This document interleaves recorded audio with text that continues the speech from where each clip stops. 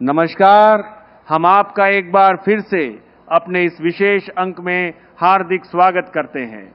आज का यह एपिसोड आप सभी के लिए बेहद खास और अत्यंत महत्वपूर्ण है, क्योंकि हम आपके लिए लेकर आए हैं पेंशन और महंगाई भत्ते से जुड़ी वो तमाम ताजा अपडेट जिनका आप लंबे समय से इंतजार कर रहे थे। दोस्तों, सोशल मीडिया और व्हाट्सएप यूनिवर्सिटी इन दिनों कई तरह की खबरों से पट्टी पड़ी है। खासकर ईपीएस 95 पेंशन योजना को लेकर चारों तरफ यही चर्चा है कि अब न्यूनतम पेंशन 7,500 रुपए होने वाली है। पेंशन के नियमों में 5 बड़े बदलाव होने जा रहे हैं और 36 महीने की शर्त को लेकर भी एक बड़ी राहत मिलने वाली है। लेकिन सवाल यह है कि इन सब में से कितना सच है और कितना महज एक अफवाह। क्या वाकई साल 2026 में कर्मचारी भवन निधि संगठन यानी ईपीएफओ ने कोई आधिकारिक घोषणा कर दी है, या फिर ये सिर्फ वो अधूरे सपने हैं जो पेंशन धारकों की बढ़ती उम्मीदों को हवा दे रहे हैं? आज हम इन्हीं सवालों के जवाब तथ्यों की कसौटी पर परखेंगे और आपको बताएंगे कि आधिकारिक सच्चाई क्या है। और जब बात सच्चाई की हो रही है तो केंद्र सरकार के कर्मचारियों और पेंशन धारकों के लिए एक और राहत भरी खबर भी चर्चा में है। वो है महंगाई भत्ते यानी डीए में बढ़ोतरी को लेकर साल 2026 के लिए डीए में कितने प्रतिशत का इजाफा हो सकता है। इसका सीधा असर आपकी मासिक आय और पेंशन पर किस तरह पड़ेगा, इसको लेकर भी तमाम तरह के दावे किए जा रहे हैं। तो चलिए आज के इस विस्तृत विश्लेषण में हम सबसे पहले ईपीएफओ पेंशन के उन दावों की पोल खोलते हैं जो बिना किसी आधिकारिक मुहर के जंगल की आग की तरह फैल रहे हैं, और उसके बाद जानेंगे महंगाई भत्ते की असल तस्वीर। इसलिए कृपया इस वीडियो को अंत तक देखिएगा, क्योंकि ये जानकारी न केवल आपके लिए बल्कि आपके उन सभी परिचितों के लिए भी उतनी ही अहम है जो कभी सरकारी नौकरी में रहे हो या फिर ईपीएफओ के तहत पेंशन के हकदार हो। तो सबसे पहले बात करते हैं उस सबसे चर्चित मुद्दे की जिसने पूरे पेंशन धारक समुदाय में एक हलचल सी मचा दी है। दावा यह है कि ईपीएस 95 पेंशन योजना के तहत अब हर पेंशन धारक को न्यूनतम 7,500 रुपए पेंशन के रूप में मिलेंगे। साथ ही यह भी कहा जा रहा है कि पेंशन के लिए जो 36 महीने की अनिवार्य योगदान अवधि की शर्त थी, उसमें भी सरकार ने बदलाव कर दिया है। यहां तक कि 5 प्रमुख नियमों में बदलाव की भी बात कही जा रही है, जिससे पेंशन धारकों को बड़ी राहत मिलेगी। लेकिन दोस्तों, यहां एक सुनहरा नियम हमेशा याद रखना चाहिए कि भारत सरकार या कर्मचारी भवन निधि संगठन जैसी संवैधानिक संस्थाएं कभी भी बिना औपचारिक अधिसूचना के इतने बड़े फैसले नहीं लेते। किसी भी नीतिगत बदलाव के लिए गजट नोटिफिकेशन जारी होना अनिवार्य होता है। जब तक यह प्रक्रिया पूरी नहीं हो जाती, तब तक ऐसी किसी भी खबर को केवल अफवाह या भ्रामक प्रचार ही माना जाएगा। अगर हम ईपीएफओ की आधिकारिक वेबसाइट और वित्त मंत्रालय द्वारा जारी की गई हालिया अधिसूचनाओं पर नजर डालें तो हमें 7,500 रुपए न्यूनतम पेंशन या 36 महीने की शर्त में बदलाव से जुड़ा कोई भी दस्तावेज नहीं मिलता है। हाँ, ये सच है कि पेंशनधारी संगठन लंबे समय से न्यूनतम पेंशन को बढ़ाकर 7,500 रुपए करने की मांग कर रहे हैं। कई अदालतों में इस मुद्दे पर सुनवाई भी हुई है और मीडिया में इस पर लगातार बहस होती रही है। लेकिन कृपया इस बात को समझें कि कोई मांग, कोई अदालती बहस या कोई मीडिया रिपोर्ट तब तक नीति या कानून नहीं बन जाती जब तक उसे कैबिनेट की मंजूरी न मिल जाए और उस पर राष्ट्रपति की मुहर न लग जाए। फिलहाल ईपीएस 95 योजना अपने मौजूदा स्वरूप में ही लागू है। पेंशन की गणना पुराने फार्मूले और नियमों के अनुसार ही हो रही है। इसलिए आपसे विनम्र निवेदन है कि इस तरह के किसी भी सनसनीखेज दावे पर विश्वास न करें और न ही उसे फैलाएं।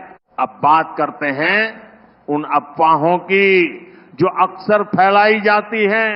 कई बार ये देखा गया है कि जब भी पेंशन सुधारों को लेकर कोई बैठक होती है या कोई समिति अपनी रिपोर्ट सरकार को सौंपती है तो उसे ही अंतिम फैसला बताकर भ्रम फैलाया जाने लगता है। पेंशन धारकों को सतर्क रहने की जरूरत है। आप केवल ईपीएफओ की आधिकारिक वेबसाइट एफ-इंडिया, gov.in या सरकार के प्रेस इंफॉर्मेशन ब्यूरो यानी पीआईबी द्वारा जारी की गई प्रेस रिलीज पर ही भरोसा करें। अगर आपको कोई लिंक या मैसेज मिलता है जिसमें आपसे कोई रजिस्ट्रेशन कराने, फीस जमा करने या व्यक्तिगत जानकारी साझा करने के लिए कहा जा रहा है तो समझ जाइए कि वह कोई न कोई धोखाधड़ी का प्रयास है। पेंशन से जुड़ी कोई भी सरकारी प्रक्रिया पूरी तरह से मुफ्त और पारदर्शी होती है। तो आइए अब हम इस पूरे मामले को सीधे शब्दों में समझ लेते हैं। पहला, 7,500 रुपए न्यूनतम पेंशन का कोई आधिकारिक आदेश जारी नहीं हुआ है, ये महज एक दावा है। दूसरा, 36 महीने की पात्रता अवधि या किसी अन्य नियम में अभी तक कोई बदलाव नहीं किया गया है। तीसरा, ईपीएस 95 योजना के सभी नियम यथावत लागू हैं। चौथा, कोई भी बदलाव सिर्फ और सिर्फ सरकारी गजट में अधिसूचना जारी होने के बाद ही मान्य होगा। और पांचवा, अफवाहों से बचना और दूसरों को भी बचाना हम सबकी जिम्मेदारी है। इसलिए साल 2026 में ईपीएफओ पेंशन के नाम पर फैल रही इन भ्रामक खबरों से सावधान रहें। आपकी मेहनत की कमाई और आपकी पेंशन सुरक्षित है, लेकिन जानकारी के लिए हमेशा सही स्रोत का चुनाव करें।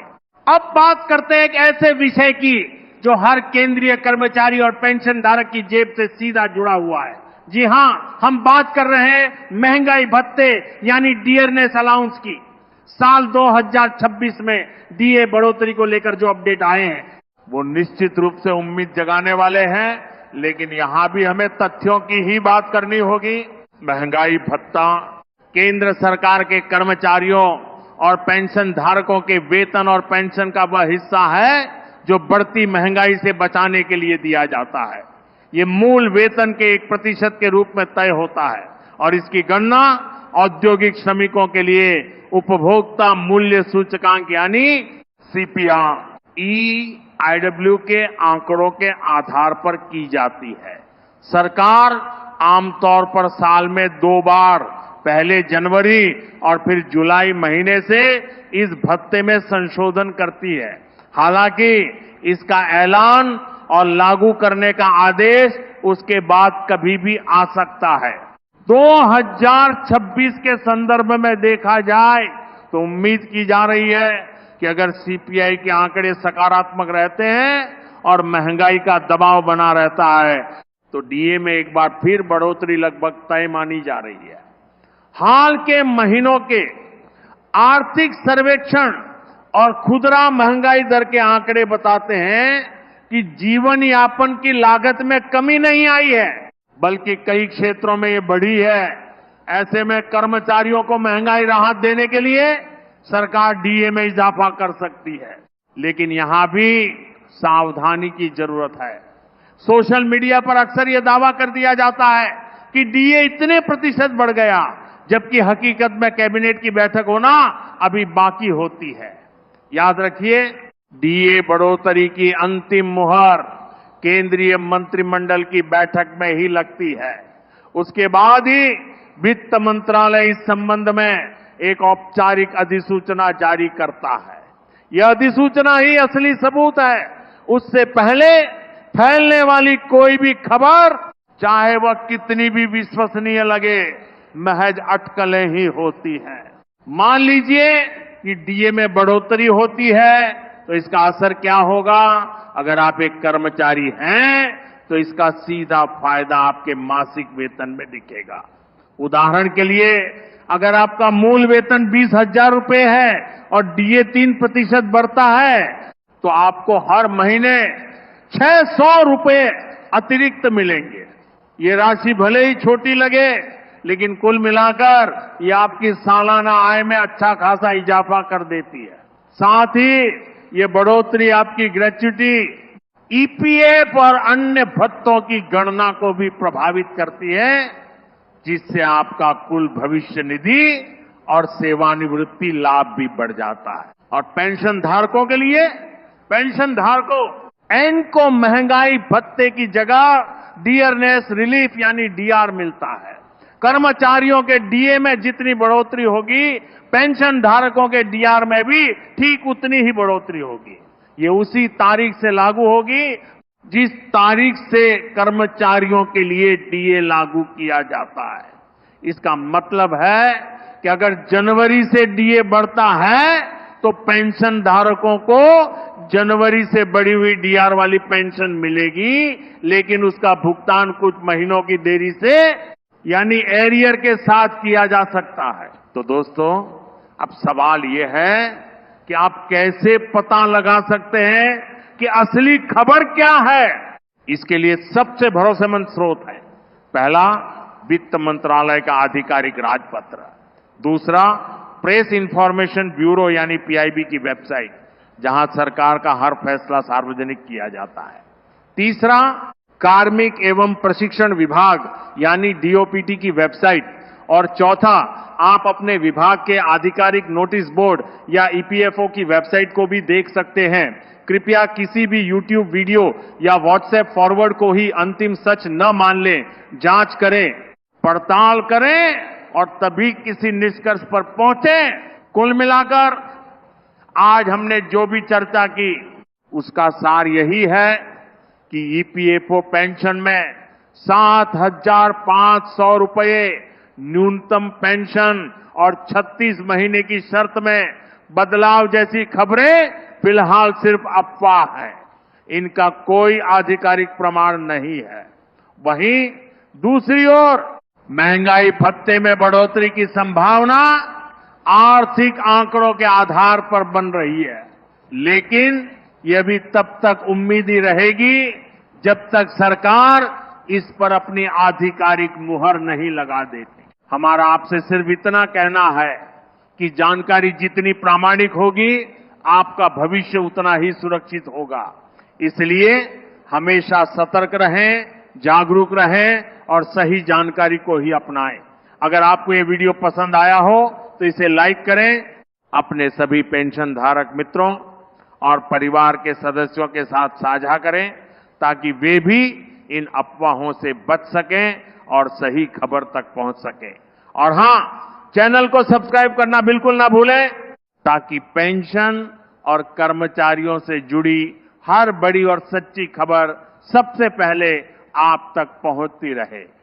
आने वाले समय में जैसे ही कोई आधिकारिक अपडेट आएगा, हम आपको तुरंत उससे अवगत कराएंगे। तब तक के लिए धन्यवाद और नमस्कार।